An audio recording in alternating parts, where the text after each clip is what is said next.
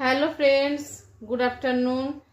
রান্নাবান্না কমপ্লিট হয়ে গেছে। এখন বিছানা গুছাতে এসেছি। ভাবছি কোন চাদর পাতবো।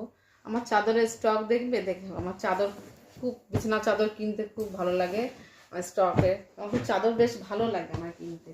দেখো, দেখাচ্ছি আজকে তোমাদের চাদর। এই দেখো,